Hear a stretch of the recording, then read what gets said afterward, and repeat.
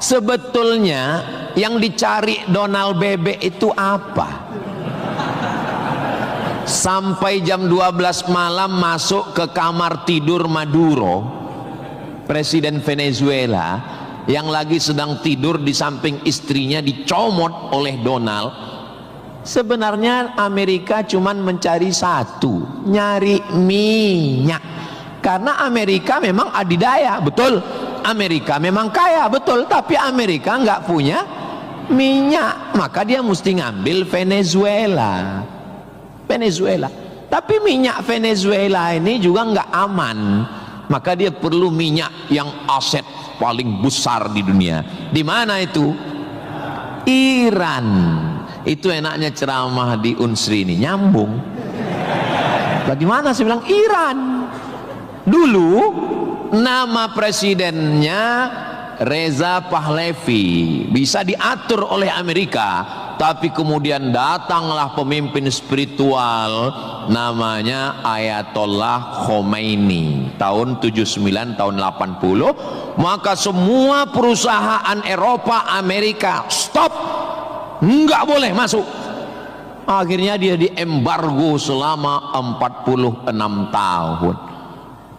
Gimana cara dia bisa hidup 46 tahun? Jual minyaknya kemana? Amerika nggak mau beli minyaknya, Eropa juga nggak mau. Kenapa Iran tetap bisa tumbuh? Dia jualnya ke Rusia dan Cina. Ada ilmu khusus yang mengkaji ini. Ilmu apa namanya? Geopolitik. Geo dunia, politik. Jadi politiknya bukan antar pilkada kabupaten, tapi geopolitik dunia. Maka Ayatullah ini mesti digulingkan. Meninggal Ayatullah Ruhollah Khomeini, digantikan penerusnya namanya Ayatollah Ali Khamenei. Khamenei mesti dibunuh karena dialah pemimpin spiritual, maka diserang, akhirnya meninggal. Mereka lupa, Amerika lupa. Dia sangka kalau kepalanya dipotong ini mati. Mereka lupa bahwa Iran pernah berperang 8 tahun dengan Irak. Siapa yang membiayai Irak waktu itu menghantam Iran? Amerika. Siapa yang disuruh menghabisi? Saddam Hussein. Saddam bantai. Sebetulnya itu latihan perang. Maka ketika dihajar, menurut Donald Trump 4 hari saja untuk menyelesaikan Iran. Begitu 4 hari tidak selesai, dia ngajak genjatan senjata. Lalu apa jawab Iran? Kau yang memulai, kami yang mengakhiri. Begitu jantannya. Kalau mau ambil minyak Venezuela, tumbangkan Maduro. Kalau mau ambil minyak Irak, tumbangkan Saddam. Kalau mau ambil minyak Libya, tumbangkan Gaddafi. Maka Gaddafi tumbang, Saddam tumbang, Ayatollah tumbang, Maduro tumbang. Kalau mau ambil minyak Indonesia, nggak ada bawa-bawa Islam. Universitas Sriwijaya, tapi isinya sangat Islami. Mahasiswanya belajar di masjid, mahasiswanya dipisah laki-laki dan perempuan, yang laki-laki di depan, yang perempuan di belakang, sehingga yang mahasiswa nggak bisa melirik mahasiswi, dan mahasiswi pun hanya bisa melihat tengkuk mahasiswa. Jadi nggak akan ada istilah pacaran di dalam masjid, di luar kita nggak tahu. Mudah-mudahan Allah menjaga adik-adik semua. Bagi yang sudah daftar dan lulus belajar di Universitas Sriwijaya, ini nikmat yang terbesar. Syukuri dengan ucapan Alhamdulillahirabbil alamin. Dan kita berterima kasih kepada orang yang mengajarkan kita cara bersyukur dengan berselawat untuknya. Allahumma sholli ala sayyidina Muhammad wa ala ali sayyidina Muhammad. Ini kampus luas sekali. Saya tadi dibawa dari sholat Masjid Polda, pergi ke parkir helikopter, Lalu saya sebenarnya mau cerita bahwa saya naik heli, itu aja sebetulnya.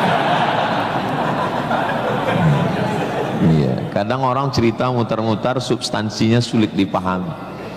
Kenapa kita mesti naik heli? Ini kampusnya Ustadz kalau lewat tol lebih kurang 40 menit dari kota Palembang. Kenapa kampusnya mesti jauh? Ternyata di sini ada 700 hektar kampus yang begitu luas, dan di sini tidak hanya manusia, monyet pun jumpa tadi. Jadi kampus itu idealnya memang begitu.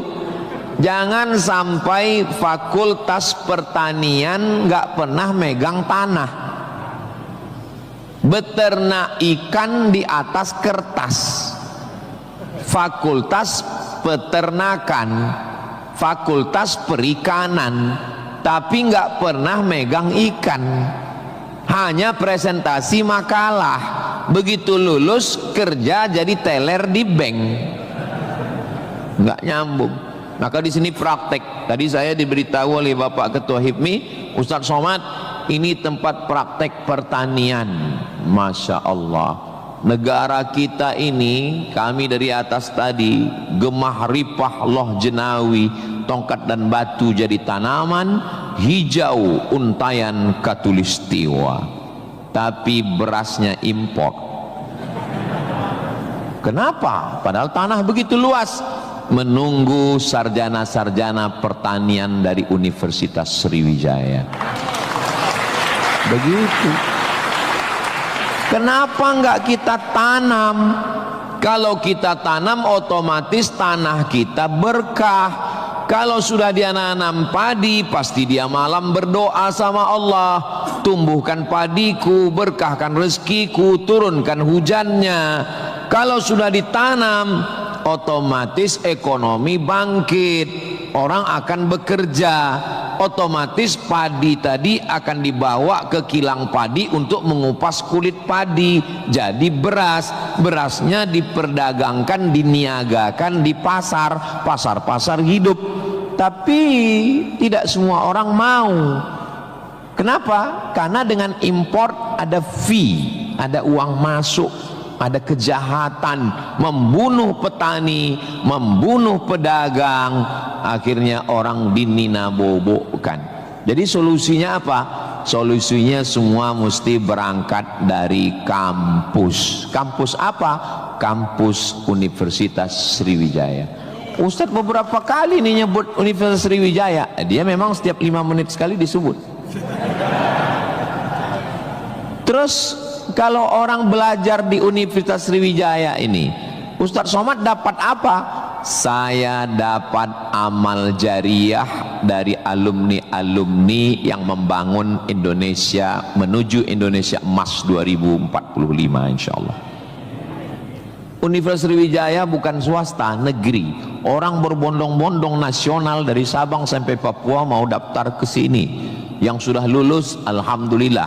Yang belum lulus, berusaha, bertawakal, berdoa, insya Allah. Enggak lulus-lulus, innalillah. Sudah lulus, belajar, banggakan orang tua. Enggak usah dulu matanya jelalatan, lirik sana, lirik sini, nembak cewek, enggak diterima, cinta ditolak, kapak bertindak. Enggak usah. Serius aja belajar. Saya jadi mahasiswa sama seperti adik-adik. Saya sampai di Kairo 5 September 1998. Belajar 99, 2000, 2001, 2002. 4 tahun saya di Mesir, tidak pernah pacaran sekalipun. Makanya saya ngomong sekarang ringan. Coba kalau saya dulu playboy cap gayung, susah saya ngomong. Jadi apa yang kita rasakan waktu kuliah dulu, ya kita ngomongnya cair aja. Adik-adik jangan pacaran, yang penting kualitas belajar, sibuk menyibukkan pikiran untuk belajar. Terus Ustadz dulu nggak pacaran itu gimana ceritanya? mahasiswa Indonesia 2.400, yang laki-laki 2.100, yang perempuan 300. Saya termasuk yang tereliminasi, kalah dalam persaingan. Tapi kalau kita kalah dari satu sisi, jangan kalah dari sisi yang lain. Saya alhamdulillah untuk masalah pacaran mungkin saya kalah. Saya bukan petualang, saya kurang suka adventure. Tapi dalam masalah belajar saya serius. Di Al-Azhar tidak pakai sistem SKS, dia pakai sistem paket. 1 tahun ada 14 mata kuliah tambah 2 juz hafalan Quran dan dibagi 2 termen, 7 termen awal, 7 termen 2. 14 mata kuliah, kalau nggak lulus 3 ulang setahun. 3 mata kuliah itu hanya diulang dalam setahun, habis umur. Maka saya berusaha belajar pagi, petang, siang, malam, tetap tidur dan makan. Dan akhirnya saya selesai S1, masuk bulan September. Saya selesai S1 bulan Juli. Saya selesaikan S1 saya 3 tahun 10 bulan. Selesai 3 tahun 10 bulan. Belajarnya bahasa Arab, diktatnya bahasa Arab, dosennya orang Arab. Maka saya kalau ketemu sama mahasiswa, saya tanya, semester berapa? 4 Pak Ustadz. Tapi mukanya kok tua kali. 14 Pak Ustadz. Kok bisa kamu sampai semester 14? Dosennya orang Indonesia, diktatnya bahasa Indonesia, referensinya Indonesia, campur Inggris dikit, makalah bisa campur AI. Kenapa kuliah bisa begitu lama? Apa kuncinya Ustadz, kenapa kuliah bisa cepat? Kuncinya simple aja. Saya kan belajar dulu dapat beasiswa dari Al-Azhar. Al-Azhar itu kalau tidak naik tingkat setahun, beasiswanya potong 50%. Kalau nggak naik 2 tahun, putus. Kalau 3 tahun nggak naik, DO. Kalau sudah DO, tidak dikasih tiket pulang. Siap-siap membuat rakit dari Sungai Nil ke Sungai Siak. Jadi yang membuat saya serius belajar itu adalah karena takut nggak makan dan takut nggak dapat tiket pulang. Jadi saya juga terlalu muluk-muluk. Saya nggak berani juga menasihati adik-adik. Saya belajar serius karena takut kepada Allah. Dulu kita nggak begitu. Ya itu. Makanya kalau ada mahasiswa, Ustaz Somad, ya, tolong saya kasih tips biar supaya serius belajar dan nggak pacaran.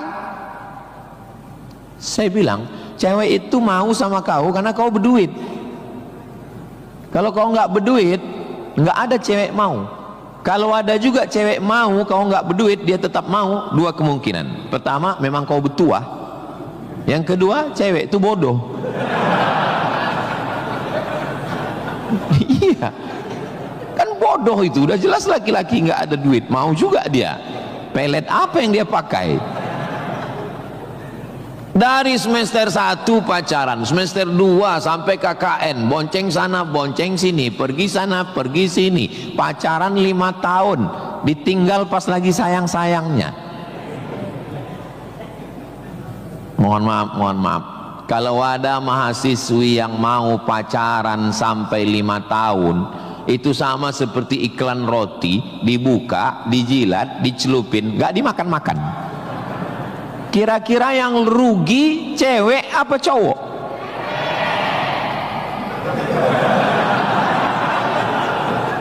Kalau sudah tahu rugi masih mau pacaran, berarti itu IQ-nya di bawah rata-rata itu. Itu pasti nggak lulus di Unsri itu.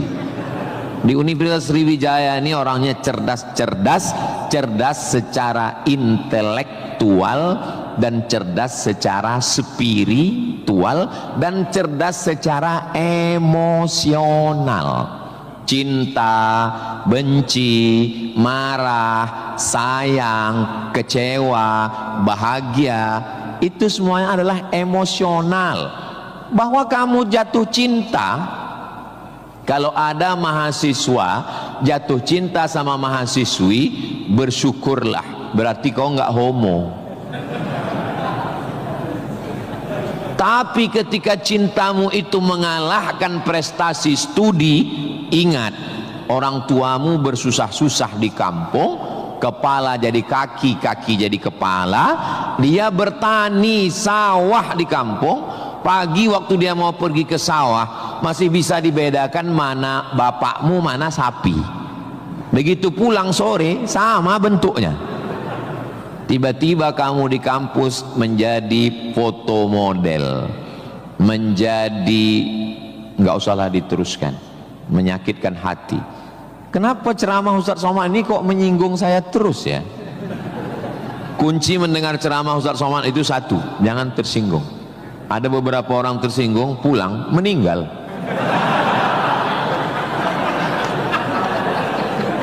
Saudaraku yang dimuliakan Allah, belajar ini seperti pakai kacamata kuda. Jadi waktu belajar dulu pakai kacamata kuda, jangan tengok kanan, jangan tengok kiri, fokus ke depan, tentukan arahmu, maka alam semesta akan membantu. Tentukan targetmu, mana last destination, stasiun terakhir yang mau ditarget mana.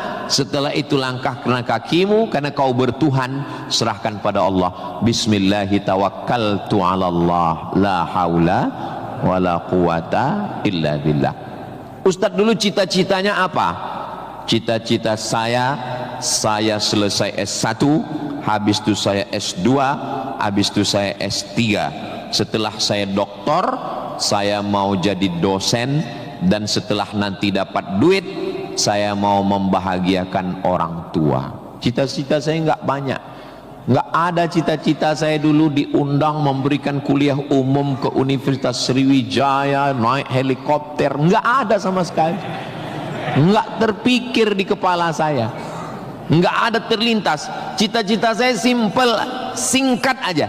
Yang penting kuliah S1, S2, S3, habis itu doktor, jadi dosen, pulang ke kampung, ngajar, membahagiakan orang tua.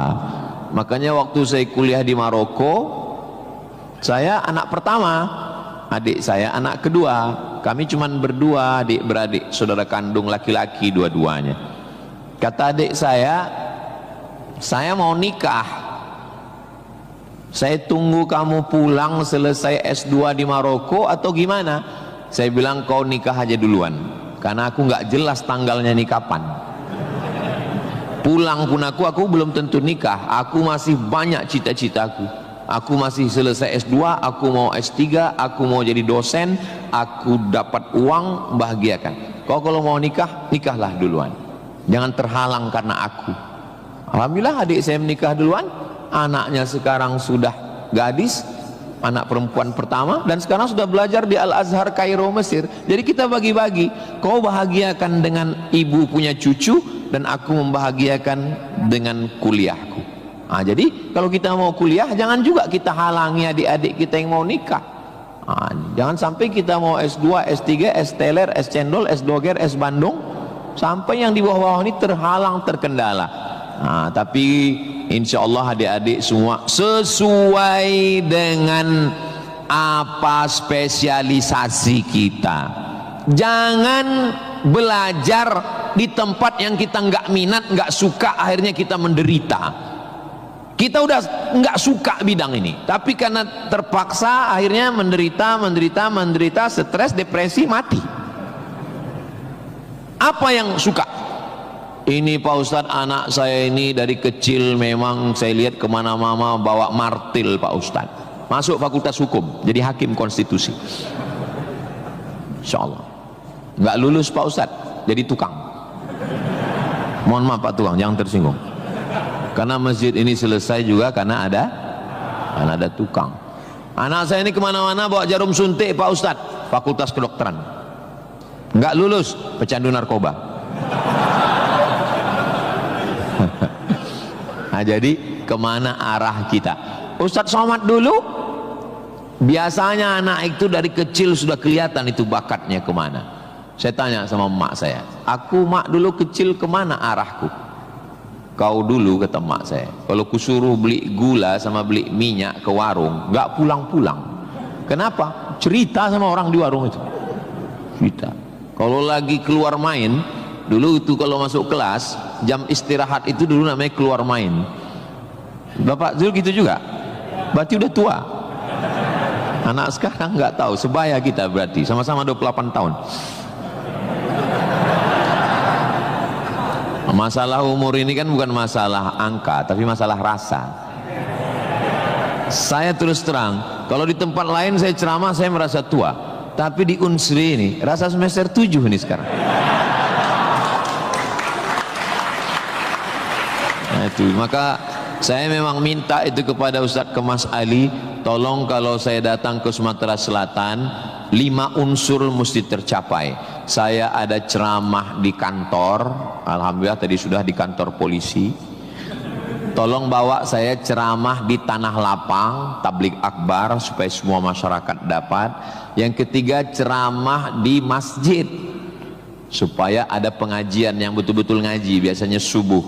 Yang keempat adalah ceramah di spesialisasi, kadang ceramah di IDI, Ikatan Dokter Indonesia, ceramah di PERADI, Persatuan Advokat Indonesia, kemudian satu lagi di kampus. Kenapa saya minta kampus? Karena kampus ini masa depan. Kalau panti jompo itu masa lalu. Ustaz jangan sebut jompo, kami di sini ada juga yang tua. Saya tidak ada melihat orang tua di sini. Ini hanyalah anak-anak muda yang terjebak di tubuh yang tua. Nah, jadi sebetulnya masalah tua dan muda itu adalah masalah semangat dan perasaan. Kalau semangatnya muda, perasaannya muda, maka disebut dia dengan sumpah pemuda. Padahal yang bersumpah itu orang tua. Tapi karena dia semangat, memang luar biasa Masjid Nabawi Unsri ini. TV-nya 4 di kiri, 4 di kanan. Luar biasa katanya. Kadang kita ceramah di beberapa masjid itu kecil aja TV-nya. Ini sampai 4. Ini menunjukkan anggaran untuk kampus ini memang hebat. Itu luar biasa. Jadi kalau ada orang mengatakan bahwa Sumatera Selatan itu bawahnya itu banyak emas, memang datanglah ke Unsri, memang terbukti atapnya pun emas. Nggak salah itu Pak Ketua HIPMI, memang banyak emas yang perlu digali di Sumatera Selatan ini, dan Unsri sudah mewujudkannya di atas. Siapa yang bisa melakukan bukan eksploitasi, tapi menggali potensi yang ada di alam ini, itu adalah mahasiswa. Inna fi khalqis samawati, dalam penciptaan langit, wal ardi, penciptaan bumi, waqtilafil laili wan nahari, perputaran siang dan malam, la ayat, itu semua adalah ayat-ayat. Apa yang kau tahu tentang ayat? Ayat kursi Pak Ustaz. Apa yang kau tahu tentang ayat? Ayat Al-Quran Pak Ustaz. Apa yang kau tahu tentang ayat? Ayat-ayat cinta Pak Ustaz. Ayat semesta. Inna fi khalqis samawati, penciptaan langit dipikirkan dengan akal, muncul ayat namanya ayat kauniyah, ayat semesta yang dikaji satu fakultas khusus namanya fakultas bukan astrologi. Yang perlu dipelajari itu astronomi, bukan astrologi. Kalau yang astrologi itu Anda lahir bulan April, bintang Anda Taurus, jangan jatuh cinta dengan Pisces. Karena kalau ikan jatuh cinta dengan kambing, nanti tinggalnya di mana? Buang-buang waktu aja itu, nggak usah dikaji. Tapi ketika berpikir tentang astronomi, tentang ilmu langit, maka umat Islam sudah lama mengkaji itu yang disebut dengan ilmu falak. Ilmu falak itu yang dipakai oleh Badan Lembaga Hisab dan Ru'yah. Hisab artinya perhitungan, menghitung bagaimana tingginya matahari, bulan di atas ufuk. Kenapa terjadi persimpangan antara NU dengan Muhammadiyah tentang penetapan 1 Ramadan dan 1 Syawal? Itu berawal dari titik astronomi. Karena menurut Muhammadiyah, kalau sudah nampak 1 hilal, walaupun dia tingginya 0,5 derajat atau 1 derajat, maka itu sudah dianggap sebagai hilal. Tapi menurut NU, Perti, Persis, Al-Wasliyah, Nahdlatul Ulama, maka mereka mensyaratkan sesuai syarat Mabim. Malaysia, Brunei, Indonesia, Singapura mensyaratkan mesti 3 derajat. 3 derajat baru dianggap sebagai hilal. Kalau 1 belum dianggap sebagai hilal. Kata Muhammadiyah 1 pun hilal, kata NU 3 baru hilal. Akhirnya datang wakil presiden Indonesia, namanya Bapak Yusuf Kala. Pak JK duduk dengan NU dan Muhammadiyah. Kata Pak JK, gimana kalau NU turunkan 1, Muhammadiyah naikkan 1? Karena beliau kan pengusaha, bisnismen.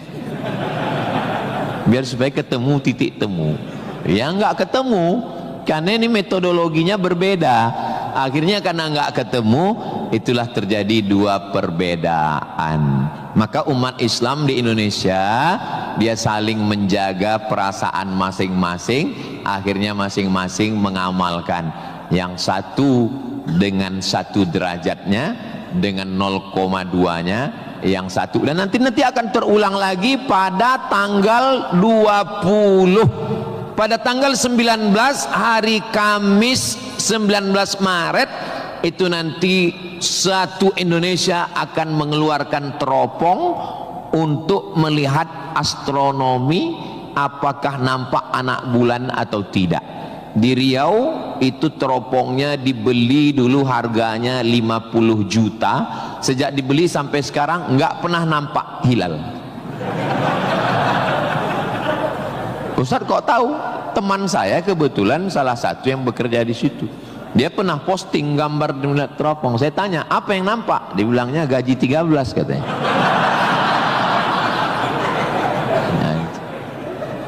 Nah, itu hanya bisa diselesaikan oleh astronomi. Ilmunya, orangnya astronom. Inna fi khalqis samawati wal ardi. Bumi, satu fakultas muncul, namanya fakultas geologi. Geo, bumi, logi, ilmu. Geologi, ilmu bumi. Ternyata di dalam bumi ini ada batu bara. Di dalam bumi Sumatera Selatan ini batu bara. Ustaz tahu dari mana? Tadi waktu kami naik heli tadi. Ini nyebut heli ini 20 menit sekali harus diulang. Waktu kami tadi naik, itu di Sungai Musi di bawah banyak sekali kapal-kapal membawa batu bara. Batu bara itu di dalam tanah. Tapi kalau di Sumatera Utara di atas tanah. Abdul Somad batu bara. Di dalamnya ada nikel, di dalamnya ada minyak, di dalamnya ada emas, di dalamnya ada fosfat, di dalam ada gas, banyak sekali. Sebetulnya yang dicari Donald Bebek itu apa? Sampai jam 12 malam masuk ke kamar tidur Maduro, presiden Venezuela, yang lagi sedang tidur di samping istrinya dicomot oleh Donald. Sebenarnya Amerika cuman mencari satu, nyari minyak. Karena Amerika memang adidaya, betul. Amerika memang kaya, betul. Tapi Amerika nggak punya minyak, maka dia mesti ngambil Venezuela. Venezuela. Tapi minyak Venezuela ini juga nggak aman, maka dia perlu minyak yang aset paling besar di dunia. Di mana itu? Iran. Itu enaknya ceramah di Unsri ini, nyambung. Bagaimana saya bilang Iran? Dulu nama presidennya Reza Pahlavi, bisa diatur oleh Amerika, tapi kemudian datanglah pemimpin spiritual namanya Ayatollah Khomeini tahun 79 tahun 80, maka semua perusahaan Eropa, Amerika stop, nggak boleh masuk. Akhirnya dia diembargo selama 46 tahun. Gimana cara dia bisa hidup 46 tahun? Jual minyaknya kemana? Amerika nggak mau beli minyaknya, Eropa juga nggak mau. Kenapa Iran tetap bisa tumbuh? Dia jualnya ke Rusia dan Cina. Ada ilmu khusus yang mengkaji ini. Ilmu apa namanya? Geopolitik.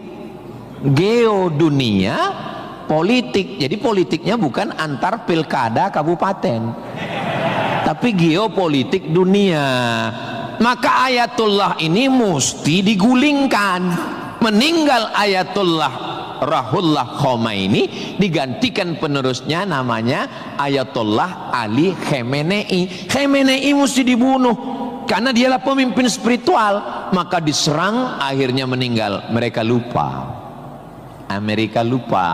Dia sangka kalau kepalanya dipotong ini mati. Mereka lupa bahwa Iran pernah berperang 8 tahun dengan Irak. Siapa yang membiayai Irak waktu itu menghantam Iran? Amerika. Siapa yang disuruh menghabisi? Saddam Hussein. Saddam bantai. Sebetulnya itu latihan perang. Maka ketika dihajar, menurut Donald Trump 4 hari saja untuk menyelesaikan Iran. Begitu 4 hari tidak selesai, dia ngajak genjatan senjata. Lalu apa jawab Iran? Kau yang memulai, kami yang mengakhiri. Begitu jantannya. Kalau mau ambil minyak Venezuela, tumbangkan Maduro. Kalau mau ambil minyak Irak, tumbangkan Saddam. Kalau mau ambil minyak Libya, tumbangkan Gaddafi. Maka Gaddafi tumbang, Saddam tumbang, Ayatollah tumbang, Maduro tumbang. Kalau mau ambil minyak Indonesia,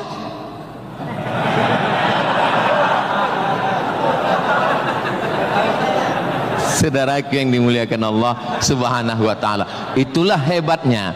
Jadi adik-adik saya ajak 2 SKS kuliah geopolitik. Kenapa untuk mengambil minyak Venezuela mesti ditumbangkan Maduro? Kenapa untuk mengambil minyak Baghdad Saddam mesti ditumbangkan? Kenapa untuk mengambil minyak Libya Gaddafi mesti ditumbangkan? Kenapa Indonesia nggak ada yang ganggu? Karena di Indonesia nggak tumbang pun minyaknya udah dapat. Saudara yang dimuliakan Allah Subhanahu wa ta'ala, sebetulnya dulu nggak tahu adik-adik belajar sejarah gimana, tapi kalau saya dulu belajar sejarah, Belanda datang ke Indonesia ingin mencari rempah-rempah, kayu manis, buah pala, merica, ketumbar.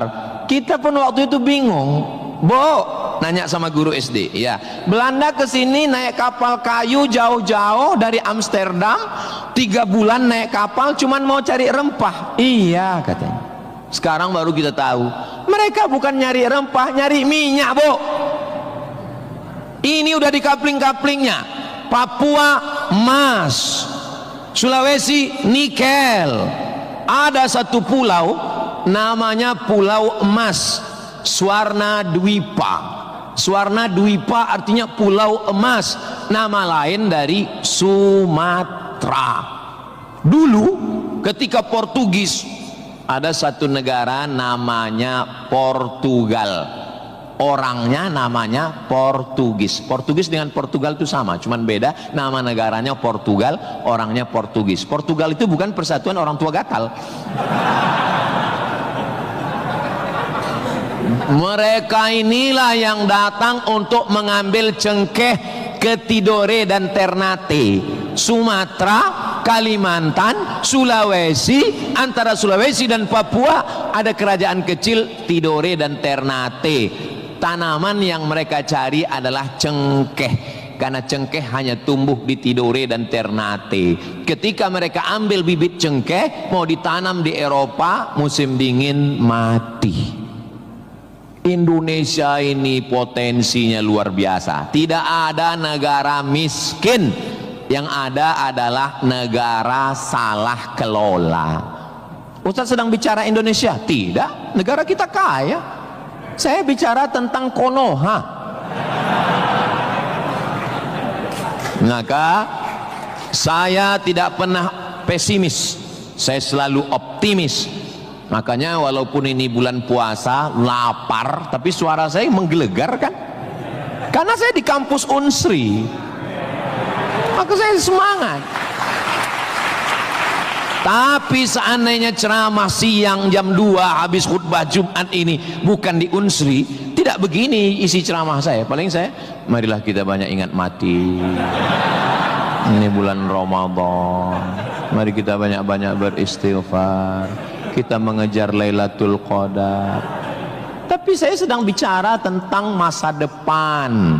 Saya bicara dengan mahasiswa, mereka yang akan melanjutkan tongkat estafet perjuangan ini. Saya yakin dan percaya bidang pertanian sudah, peternakan sudah, geopolitik mereka sangat paham, dan masalah spiritual batinnya mereka dididik di dalam Masjid Nabawi. Mereka diingatkan tentang 3. Adik-adik belajar agama ini nggak usah repot, nggak usah ribet, nggak usah jelimet. Yang penting di dalam hati itu ada 3. Pertama, akidah. Wujud qidam baqa mukhalafatu lil hawadisi qiyamuhu binafsihi wahdaniyah qudrat iradat ilmun sama basar kalam sifat 20. Ini akidah kita Imam Abul Hasan Al-Asy'ari. Yang kedua, setelah akidahnya mantap, dia mau beribadah. Gimana caranya beribadah? Rukun, syarat, wajib, sunnat. Inilah yang kedua, namanya fikih. Belajar fikih solat, belajar cara wudu, cara tayamum yang membatalkan solat. Tapi dua-dua ini nggak ada maknanya. Ibadahnya nggak bermakna, akidahnya nggak bermakna kalau tidak ada yang ketiga. Yang ketiga adalah akhlak, sopan santun, tata krama, budi bahasa, menghormati orang tua, memuliakan dosen. Saya sangat bisa untuk ceramah berdiri naik di atas ini, bisa. Kalau mau saya tadi minta sama panitia, Pak panitia izin saya mau naik ke atas, boleh. Lalu kenapa saya nggak naik ke atas? Karena saya segan tapak kaki saya di atas kepala Pak Rektor. Saya di atas sementara Bapak Ketua DPRD di bawah. Itu namanya sopan santun, tata krama, budi bahasa. Tapi adik-adik yang di atas jangan tersinggung. Saya bukan menyinggung. Nggak apa-apa, demi Allah nggak apa-apa. Tapi Pak Ustadz khotib Jumat kan naik ke atas. Khotib Jumat di atas memang mimbar ini untuk khutbah. Mimbar Nabi itu tangganya cuma 3. 1, 2, 3. Maka kalau definisinya lebih dari yang dibuat Nabi adalah bid'ah, inilah mimbar yang bid'ah. 1, 2, 3, 4, 5, 6, 7, 8. Mimbar Nabi cuma 3. Sekarang orang belajar agama bukan mau menggali potensi agama, tapi hanya cukup dengan 5 jari. Jika tidak ada zaman Nabi, bid'ah. Apa ini? Orang mondok 7 tahun, belajar lagi di Al-Azhar, belajar lagi di Darul Mustafa Yaman, belajar lagi di Al-Ahqaf, terbang Syekh Syafiq dari Qudratullah, terbang ke Yaman belajar agama, bahasa Arab, nahu, sorob, balaghah, mantik, bayat, ma'ani. ada orang ngaji cuman 5. Kalau tidak dibuat Nabi bid'ah. Hari pertama ngaji online, hari kedua mulai membid'ahkan orang lain. Ini pemiskinan ilmu. Dan orang-orang beginilah yang mau diadu domba. Jangan mau diadu domba, karena kita bukan domba. Maka siapa yang mau diadu domba, nanti disembelih waktu Idul. Saudaraku yang dimuliakan Allah Subhanahu wa taala. Jadi belajar agama itu penting. Kalau di universitas agama Islam memang dia ada pelajaran yang begitu banyak, tapi di universitas umum mereka belajar 2 SKS, 16 tatap muka, potong mid semester, potong pertemuan pertama, potong libur banjir, asap dan mati lampu. Hanya tinggal 5 pertemuan. Apa yang bisa diambil dari situ? Tapi saya optimis di Palembang, di Sumatera Selatan, orang tidak hanya ngaji di kampus, tapi juga ngaji di masjid. Bulan Ramadan ini pengajian penuh. Kultum subuh, kultum duha, kultum zuhur, kultum asar, kultum menjelang berbuka, kultum habis isya menjelang tarawih, tambah malam 10 terakhir kultum iktikaf. Maka ada namanya madrasah Ramadan. Kira-kira selesai Ramadan ini apa yang bertambah? Alhamdulillah Ustaz Somad, selesai berRamadan ini ada 5 yang bertambah. Apa dia? Berat badan, kolesterol, gula darah, diabetes, asam lambung. Mudah-mudahan selesai Ramadan ini kita sehat walafiat semuanya insyaallah. Ustaz Somad ceramahnya jangan lewat dari jam 2.30. Kenapa? Karena kalau lewat Ustadz ditinggalkan helikopter. Begitu arahan tadi. Saya sebetulnya mau berlama-lama dengan adik-adik sekalian, karena saya nyaman ceramah di Unsri ini. Tapi apalah daya, memang sedap makan ikan gulama dimakan sambil nonton Harry Potter.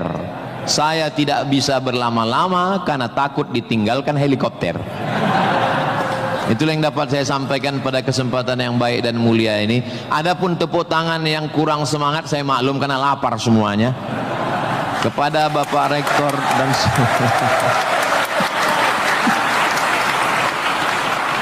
maukah Bapak Ibu memaafkan kesilapan dan kekhilapan saya? Di akhir majelis saya tutup dengan satu pantun penutup. Menangkap puyuh di Bukit Selasih. Thank you dan terima kasih. Assalamualaikum warahmatullahi wabarakatuh. Tadi dipesankan Ustaz langsung baca doa. Allahumma ja'al hadhil jami'ata jami'atan mubarakatan fiha. Ya Allah, jadikanlah Universitas Sriwijaya universitas yang penuh dengan keberkahan. Allahumma jazi asatidatina, berikanlah balasan terbaik kepada Bapak Rektor, Wakil Rektor, Dekan, Wakil Dekan, Ketua Jurusan, dosen-dosen kami ya Allah. Sahih ajsadahum, sehatkan badannya. Qawi imanahum, kuatkan imannya. Wajzi hasanatihim, berikan balasan terbaik untuk guru-guru kami ya Allah. Allahumma hafaz abna'ana wa banatina, adik-adik mahasiswa-mahasiswi kami, jaga hati badan mereka dari fitnah akhir zaman ini ya Allah. Allahumma ja'al hadzal balada baladan amina, jadikanlah Sumatera Selatan Indonesia baldatun thayyibatun wa rabbun ghafur. Allahumma dafa'na al-ghala wal waba wal fahsya wal riba waz zina.